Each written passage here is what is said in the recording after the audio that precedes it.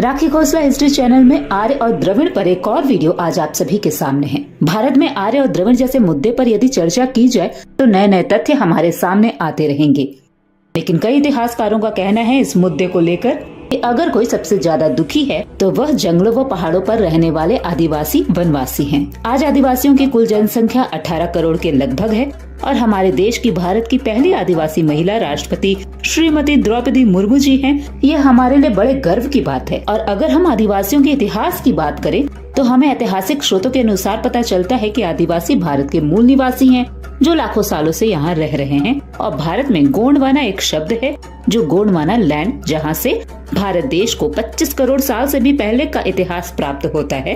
भारत के प्रमुख आदिवासी समुदायों में आंध, गोंड, खरवाल, मुंडा, खड़िया, बोड़ी, कोल, भील, कोली, संथाल, असुर, मीना आदि बहुत सी जनजाति है।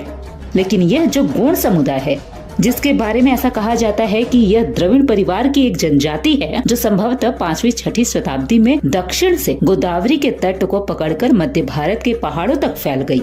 और कहा जाता है कि आज भी मोदियाल, गोंड जैसे समूह भारत में हैं। तो फिर यह द्रविड़ कौन है? क्या द्रविड़ आदिवासी थे? आज की इस वीडियो में हम द्रविड़ के इतिहास को जानेंगे, क्योंकि इतिहास हमें यह भी बताता है कि आर्य सभ्यता से पहले भी भारत में लोग निवास कर रहे थे जिनकी भाषा संस्कृत नहीं थी। तो फिर वह लोग कौन थे? किस जाति प्रजाति के थे? क्या वे लोग द्रविड़ थे?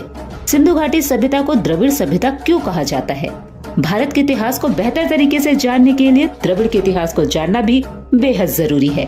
तो आइए वीडियो को स्टार्ट करते हैं। अगर आपने मेरे चैनल को अब तक सब्सक्राइब नहीं किया है तो सब्सक्राइब कर लीजिए, साथ ही बेल आइकन को प्रेस करना ना भूलें ताकि आने वाले हर सीरीज की नोटिफिकेशन आप तक पहुंच सके। इतिहास दो तरफा होता है, जीतने वाले का भी इतिहास होता है और हारने वाले का भी इतिहास होता है।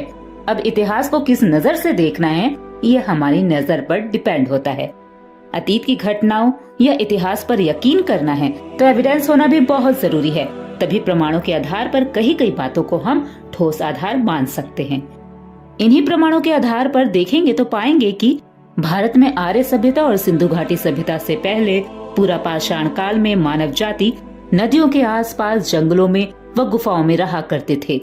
इसके पुरातात्विक साक्ष्य भी हमें गुफाओं से ही मिले हैं, जिससे हमें पता चलता है कि उस समय के लोग जंगलों में रहकर जंगली जानवर का शिकार करते थे। मांस, कंदमूल इन सब का भोजन था, जिसे वह बिना पकाया खाया करते थे। पेड़ की छाल और जानवरों की खाल से तन को ढकते थे। गुफाओं में बने चित्र इस बात का सबूत भी हैं। चित्र हमें दर्शाते हैं कि पूरा पाषाण काल में लोग चित्रकारी भी करते थे। उसके बाद मध्य पाषाण काल से उत्तर पाषाण काल और उत्तर पाषाण काल से ताम्र पाषाण काल तक आते आते मनुष्य दिमागी रूप से इतना विकसित हो गया कि जहां उसने मध्य पाषाण काल में आग पहिए का आविष्कार किया, अपने औजारों में धातुओं का इस्तेमाल करने लगा, कृषि पशुपालन सीखकर खानाबदोश जीवन से स्थायी जीवन में रहने लगा, तो वहीं ताम्र पाषाण काल तक आते आते वह विविध कलाओं परंपराओं में पारंगत होने लगा। उसने चित्रकला, वादन कला, गायन कला, वस्त्र, आभूषण, पक्की ईंटों का निर्माण भी कर लिया था। इसके प्रमाण हमें सिंधु घाटी सभ्यता में देखने को मिलते हैं।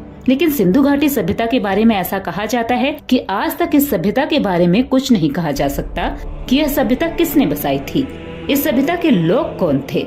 ऐसा कहा जाता है कि यहाँ से मिली भाव चित्रात्मक लिपि को पढ़ लिया जाए तो सच पूरे लोगों के सामने हो। लेकिन वहीं दूसरी तरफ कुछ इतिहासकार ऐसे भी हैं जो सिंधु घाटी सभ्यता के लोगों के बारे में प्रमाणों के आधार पर कहते हैं कि सिंधु घाटी सभ्यता के लोग द्रविड़ थे। तो आइए ऐसे ही एक इतिहासकार खोजकर्ता मोतीराम कंगाली जी के अनुसार जानते हैं कि क्या है द्रविड़ का इतिहास। इतिहासकार मोतीराम कंगाली ने दावा किया कि सिंधु घाटी सभ्यता की लिपि जो सैंधवी लिपि है, उसको गोंडी लिपि की भाषा से पढ़ा जा सकता है। गोंडी सामान्यतः देवनागरी लिपि अथवा तेलुगु लिपि में लिखी जाती है। और इतिहासकार मोतीराम कंगाली ने गोंडी भाषा से बताया कि सैंधवी लिपि एक ऐसी लिपि है जिसे राइट से लेफ्ट पढ़ा जाता है, लेकिन यह लिपि बहुत कम प्रयुक्त होती है। उन्होंने अपने इस दावे को खुद पढ़कर यह सिद्ध करके भी दिखाया। उनके इस दावे पर समिति बैठाई गई, जिसके बाद यह साबित हुआ कि सिंधु घाटी सभ्यता की लिपि गोंडी लिपि है। इस बात का जिक्र उन्होंने अपनी पुस्तक सैंधवी लिपि का गोंडवी भाषा में उद्वाचक में किया है। उन्होंने द्रविड़ को एक शब्द बताया जो दक्षिण भारत से संबंध रखता है और दक्षिण भारत का समग्र भूभाग पंच द्रविड़ कहलाता है। उन्होंने यह भी कहा कि सिंधु घाटी सभ्यता की भाषा प्रोटो द्रविड़ कालीन थी। प्रोटो द्रविड़ का मतलब है सबसे प्राचीन लोग। इतिहासकार मनसाराम कुमेसर ने भी इस बात का जिक्र अपनी पुस्तक प्रधान आदिवासी सभ्यता में किया है। उन्होंने कहा है कि यह लोग मीना, गोंड, भील जैसे समुदाय से संबंध रखते थे। अगर आप गोंडी समुदाय या गोंडवाना लैंड के बारे में और जानना चाहते हैं, सिंधु घाटी सभ्यता से संबंधित सभी प्रश्नों का जवाब जानना चाहते हैं, तो आप मोतीराम कंगाली, मनसाराम कुमरेसर जैसे इतिहासकारों की पुस्तक पढ़ सकते हैं। उन्होंने कहा कि जिस तरह से हम वेद, पुराण, उपनिषदों को पढ़कर, सुनकर, समझकर और पुरातात्विक साक्ष्यों के आधार पर कहते हैं कि आर्य रामायण काल से थे, वैसे ही अगर द्रविड़ों की बात की जाए तो रावण को द्रविड़ कहा गया है और भारत में द्रविड़ से पहले प्रोटो द्रविड़ भी थे, जिनका इतिहास 25 साल करोड़ पहले का बताया जाता है और इसकी पुष्टि एडवर्ड सुएस ने की है। मोतीराम कंगाली ने अपनी पुस्तक में बताया कि पूरा पाषाण काल के इंसानों में इंसानियत कम थी। वह अपने पेट भरने के लिए जानवरों के मांस को अपना भोजन बनाते थे। जानवरों को मारकर उनकी खाल का उपयोग वस्त्रों के रूप में करते थे। इसीलिए उस समय हमें गंड राज्य जैसी प्रथा देखने को मिलती थी। गोंडी भाषा में गुफाओं को कोया कहा जाता है और जो लोग नदियों के किनारे द्वीप पर रहते थे उन्हें कोया मुरीद द्वीप या कोयतूर कहा जाता था। पूरा पाषाण काल में जो शैल चित्र मिले हैं उनसे पता चलता है कि उस समय रह रहे लोग द्रविड़ जाति के थे और उस समय पूरा पाषाण काल के लोग नर्मदा और उसके सहायक नदियों के आसपास रहते थे। धीरे धीरे इनका क्षेत्र विस्तार हुआ और मध्य पाषाण काल तक आते आते यह जाति मैंकल, कैमूर, पेंक मेढ़ी और सतपुड़ा तक फैल गई। पेंक मेढ़ी में ही शंभुशेख का जन्म हुआ और यहीं से 28 शंभुशेख की जो नियमावली है उसकी शुरुआत हुई। इसी काल में एक और चीज देखने को मिलती है कि गोंडवाना के जो गढ़ धारक हैं, उन्होंने ये फैसला लिया कि किसी को भी उनके नाम के सरनेम से नहीं पुकारा जाएगा, बल्कि उसे किसी पक्षी, प्राणी या पेड़ के नाम से पुकारा जाएगा। जैसे उस समय जो राजा थे उन्हें अपनी संस्कृति के किसी घटक को अपना वंश बनाया, जैसे नागवंशी, मत्स्यवंशी और भी बहुत सारे वंश हमें प्राचीन काल में देखने को मिलते हैं। गोंडवाना लैंड में सिर्फ गोंड जाति ही निवास नहीं करती थी, बल्कि और भी बहुत सारी जातियां निवास करती थी। आपको अगर और डिटेल जानना है तो राजेंद्र बाबू ढाके की पुस्तक गोंडवाना लैंड का मानव गोंड को पढ़ सकते हैं, जिसमें गोंडवाना का साम्राज्य कैसा था, गोंडवाना के लोग कैसे दिखते थे, कैसे बोलते थे, कैसे रहते थे, उनकी संस्कृति क्या है, ये सारी बातें पुस्तक में आप पढ़ सकेंगे। गोंडवाना के लोग कृषि पशुपालन करते थे और पशुओं में बहुत सारे पशु थे, लेकिन घोड़े का जिक्र हमें आर्यों के आगमन के बाद मिलता है।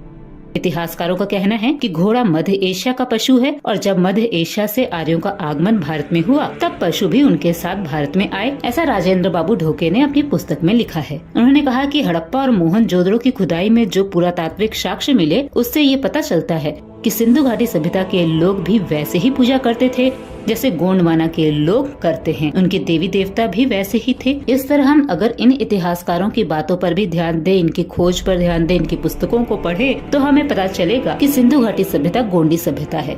इसीलिए सिंधु घाटी सभ्यता को द्रविड़ सभ्यता कहा जाता है और भारत में आर्यों के आगमन से पूर्व रहने वाले लोग द्रविड़ थे। लेकिन अगर इस बात में भी सच्चाई है तो यह बात दुनिया के सामने अभी तक पूरी तरह से खुलकर क्यों नहीं आई, ये भी एक प्रश्न है जिसका जवाब मैं जानने की कोशिश करूंगी। तब तक के लिए इस वीडियो में यही तक। लेकिन जब आर्य भारत में आ ही गए तो आगे क्या क्या हुआ हमारे देश के इतिहास में, ये जानने के लिए राखी खोसला हिस्ट्री चैनल को सब्सक्राइब जरूर करें, नोटिफिकेशन बेल आइकन जरूर प्रेस करें ताकि आने वाले वीडियो की नोटिफिकेशन आपको सही समय पर मिल जाए।